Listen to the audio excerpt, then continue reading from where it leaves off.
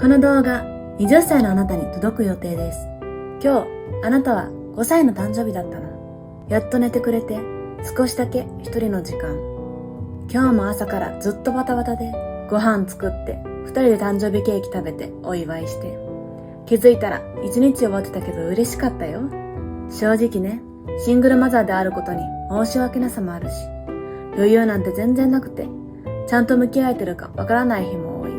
怒りすぎた日もあるし、抱きしめてあげれなかった日もある。愛してるよってちゃんと伝えられてない気がしてる。でもね、ずっと思ってる。元気でいてくれるだけでいい。